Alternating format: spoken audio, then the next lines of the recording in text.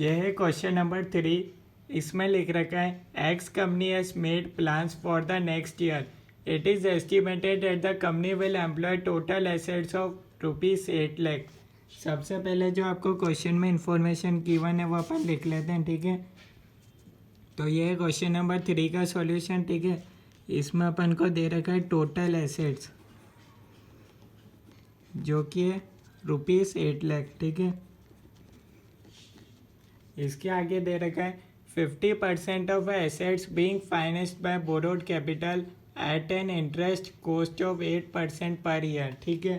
50% यानी कि 4 लाख, ठीक है। उस पर लगेगा 8%, ठीक है। 8% पर एनम की तरफ से अपन ने ये बोरो करा, ठीक है। ये होगी बोरोड कैपिटल, ठीक है। The direct cost for the year are estimated at 4,80,000। Direct cost दे रखी है 4,80,000 की and all other operating expenses are estimated at ₹80,000। The goods will be sold to customers at 150% of direct cost, यानी tax rate दे रखी है 50%, ठीक है। सबसे पहले तो अपन निकाल लेते हैं सेल्स कितनी होगी। इसमें सेल्स बता रखी है 150% of direct cost. Direct cost है 4,80,000, तो हो जाएगा 4,80,000 का 150%, यानी कि 7,20,000 हो जाएगी सेल्स। इसमें से अपन माइनस कर देंगे डायरेक्ट कॉस्ट। डायरेक्ट कॉस्ट हो गई 4,80,000, ठीक है। सेल्स माइनस डायरेक्ट कॉस्ट आ जाएगा ग्रॉस प्रॉफिट। तो ग्रॉस प्रॉफिट अपने पास आ रहा है 2,40,000 का, ठीक है।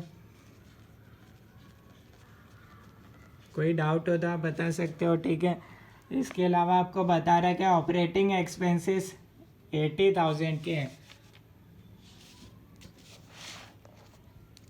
तो यहाँ अपन माइनस कर देंगे ऑपरेटिंग एक्सपेंसेस 80,000।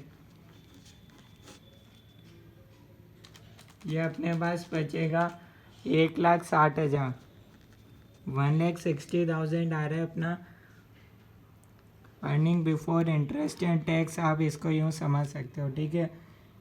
अब आपको दे रखा है बोरोड कैपिटल करी थी 4 लाख की 8%, यानी कि इंटरेस्ट को अपन माइनस कर देंगे। कितना आएगा 4 लाख का 8%, 32,000 का आ जाएगा इंटरेस्ट। 1,60,000 माइनस 32,000, ठीक है, 1,28,000, ठीक है। अर्निंग बिफोर टैक्स समझ सकते हो, ठीक है। टैक्स आपको दे रखा है 50% लेना है। 1,28,000 का 50% आ रहा है 64,000, और 64,000 आ जाएगा आपका अर्निंग आफ्टर टैक्स। यहाँ तक कोई डाउट हो तो आप बता सकते हो, ठीक है। इस तरीके से अभी अपन ने ये जो भी क्वेश्चन है, जो भी इंफॉर्मेशन थी वो उसको अपन ने एक तरीके से सॉल्व करा, ठीक है। आगे लिख रखा है कैलकुलेट करना है आपको operating profit margin before tax, ठीक है। ऑपरेटिंग प्रॉफिट मार्जिन यानी कि हो जाएगा EBIT divided by total sales into 100। ये होता है ऑपरेटिंग प्रॉफिट मार्जिन, ठीक है। बिफोर टैक्स लेना है तो earning before interest and tax हो जाएगा, ठीक है। कितना दे रखा है 1,60,000 का,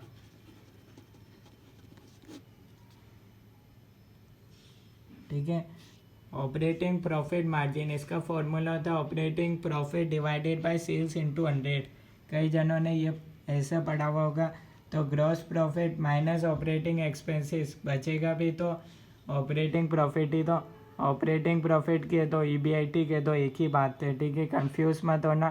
सेल्स टोटल सेल्स दे रखी है 7,20,000 की, इंटू 100 कर दो। इसको आप सॉल्व करोगे तो आपके पास आ जाएगा 22.2%। पहला पार्ट सॉल्व हो गया, कोई दिक्कत नहीं आनी चाहिए, ठीक है। नेक्स्ट पार्ट में पूछा नेट प्रॉफिट मार्जिन निकालो after tax. Net profit after tax है तो net profit divided by total sales into 100। Net profit कितना है 64,000, ठीक है। आफ्टर टैक्स ही बोला है तो ऑब्वियसली ये तो आपको पता चल ही गया होगा। डिवाइड कर दो 7,20,000 से, इंटू 100।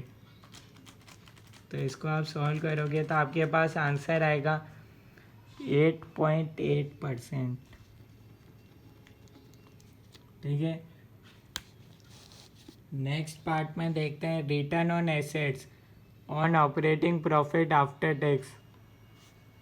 रिटर्न ऑन एसेट्स निकालने ऑपरेटिंग प्रॉफिट आफ्टर टैक्स। ठीक है, तो ये हो जाएगा EBIT 1 minus tax divided by total assets into 100। ठीक है,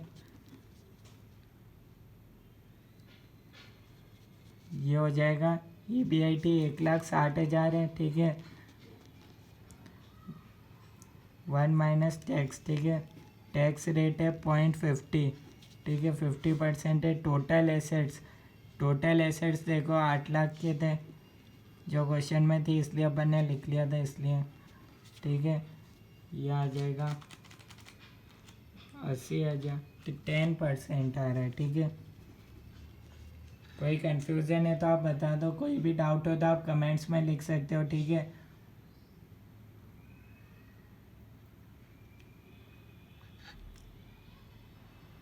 जहाँ तक कोई आपको डाउट हो तो आप बता सकते हो। ठीक है, नेक्स्ट पार्ट में आपको पूछा है एसेट्स टर्नओवर। एसेट्स टर्नओवर का फॉर्मूला होता है sales divided by total assets. Sales divided by total assets. Sales थी 7,20,000, टोटल एसेट्स है 8 लाख। ठीक है, टर्नओवर में तो टाइम्स में आएगा, तो ये आ गया 0.9। टाइम्स में इसलिए आ रहा है क्योंकि ये टर्नओवर रेशियो है। ठीक है, रिटर्न ऑन इक्विटी। नेक्स्ट है रिटर्न ऑन इक्विटी। इक्विटी को कितना बचेगा, जो भी नेट प्रॉफिट आफ्टर टैक्स होगा और कोई प्रेफरेंस शेयर का डिविडेंड होगा तो वो भी माइनस हो जाता है, डिवाइड कर देते हैं जितना इक्विटी शेयर होल्डर्स फंड होता है। ठीक है, यहाँ अपने पास आ रहा है अर्निंग्स आफ्टर टैक्स। ठीक है, 64,000। ठीक है, प्रेफरेंस शेयर डिविडेंड कुछ नहीं है तो ज़ीरो इसमें से माइनस होगा, divided by equity share holders fund कितना है। टोटल एसेट्स थे 8 लाख के, 4 लाख बोरो करे, रिमेनिंग बचा 4 lakh into 100। 64,000 divided by 4 lakh into 100, 16% आ रहा है। ठीक है, या आप इसका सॉल्यूशन देख लो एक बार, कोई डाउट हो तो आप वो भी बता सकते हो। ठीक है, ये आप सॉल्यूशन देख सकते हो। ठीक है,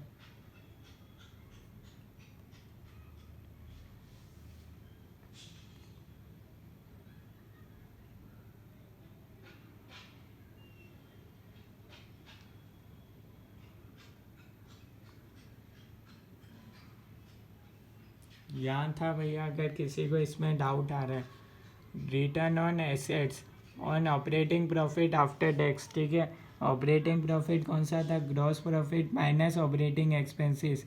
EBIT के तो या ऑपरेटिंग प्रॉफिट के तो एक ही बात है। ठीक है, 1,60,000, इसमें से आपको टैक्स माइनस करना है। टैक्स था 50%, तो इसमें से अपन ने टैक्स को माइनस करा। ठीक है, टैक्स को रिड्यूस करके अपने पास आ रहा है 80,000। ठीक है, और ऑपरेटिंग प्रॉफिट। ठीक है, तो इस तरीके से निकालना तो आपको रिटर्न ऑन एसेट्स ही था, इसलिए अपन ने डिवाइड करा टोटल एसेट्स से। Thank you.